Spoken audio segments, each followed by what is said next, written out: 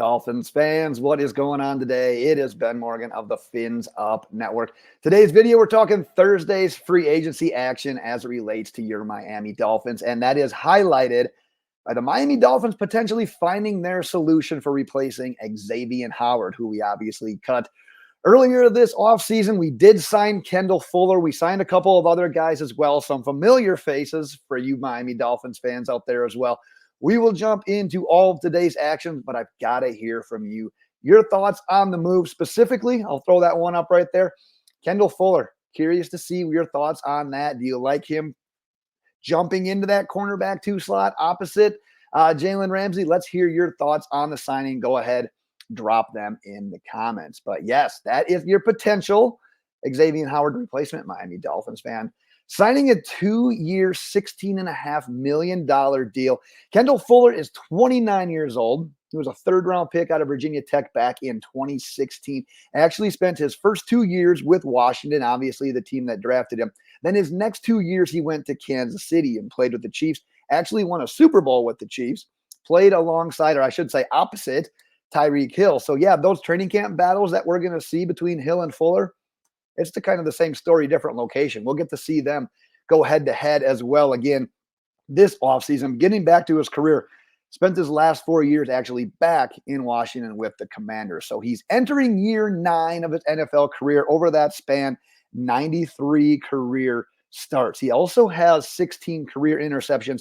2 of them came last year in 15 games, and Pro Football actually gave him a grade of 83.1, which was basically the best pass defender that Washington had last year. If you remember, Washington's pass defense was not good. It was near the bottom of the league. Just look no further than the game that we played against Washington, where just Tyreek had a day. So hopefully we can put a few of those things behind us. But Fuller was, one of the better spots in that secondary. He is known for his physical style of play at cornerback. So think about who else is that way. That's Jalen Ramsey. So we've got 2 of those guys now. So we like those physical cornerbacks, guys that can get up there, not scared to make tackles, press those wide receivers. We saw what the Chiefs did to us in the playoffs. Maybe we want to do a little bit of that to other teams now moving forward in 2024.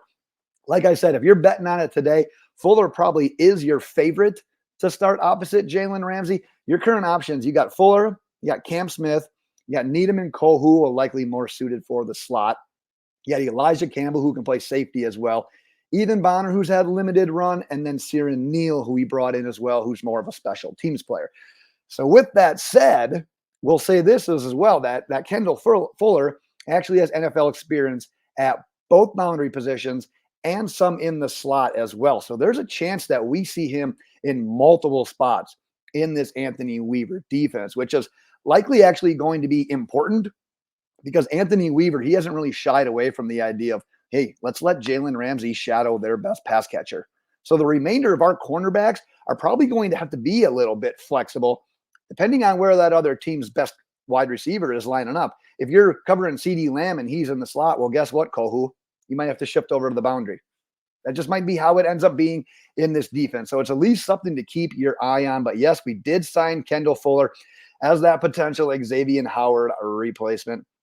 Let's talk about the collection of interior defensive linemen for the Dolphins this offseason, just continuing to grow. And this time, yes, it's 2 familiar faces. You got Deshaun Hand being re-signed. He actually appeared in 16 games last year with the Dolphins, finished with 17 tackles. He had a sack, and he was that rotational piece when Wilkins or Sealer was out, when it just happened to be his time to get in the game, when he got paired with Raekwon Davis. And he didn't do a bad job in that situation. He made some nice plays throughout the year. It was just limited opportunities, obviously, with the plethora of interior defensive linemen we had.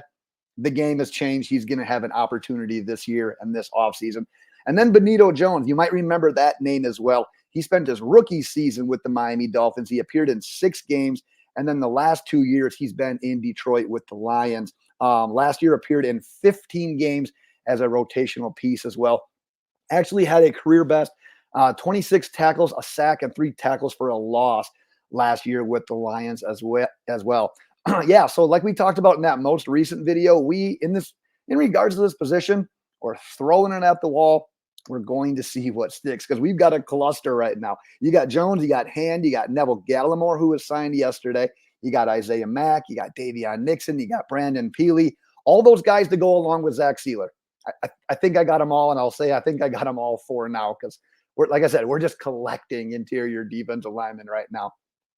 Let's do one more edition from Thursday, and it's one more tight end being added to the mix. Obviously, Jonnu Smith was brought in right before free agency started, but we signed Jody Fortson, who is 28 years old, previously with the Kansas City Chiefs. He actually spent his first 2 seasons on the Chiefs practice squad before finally making the roster in both 21 and 22. He missed last year with a shoulder injury that he had, I believe, right before week 1. He's actually graded out pretty well as a run blocker during his seasons. Pro Football Focus gave him a run blocking grade of 85.8 and 73.9 in 21 and in 22. He's got some weird stat lines as a pass catcher. He does have 4 receiving touchdowns on just 14 receptions, and I believe it's on like 18 targets. So yeah, he's 6'4", he's 225, so he is ideal size. He's ideal size for a red zone target, which after seeing what we did last year, we'd like to have that. So obviously, what I rattled off there, the pass catching, the catalog of pass catching stats numbers, they're not there yet, but there is some potential there with that build and the numbers that he has produced given his limited opportunities so far. So yeah, we're not going to get crazy excited about this, but with that build, it's kind of a guy, it's a body that this Miami Dolphins team doesn't really currently have right now. So hey, we're interested. Tight end room currently looks like Jonnu Smith, Durham Smythe, Fortson, Julian Hill, and Tanner Connor. So we'll see how that all plays out as we get closer to training camp and see if we do anything the rest of free agency and in the draft. However, that is what I have got for today, Dolphins fans. Like I said, your thoughts on Fuller, your thoughts on the rest of Thursday's signings, go ahead, drop them in the comments. We'll be back each and every day. There's news. I got a bunch of draft stuff that I'm prepping as well. So get subscribed if you haven't done so already. We will be pumping out videos here as we get closer to the NFL draft. That is what I've got for today, Miami Dolphins fans. Until next time, fins up.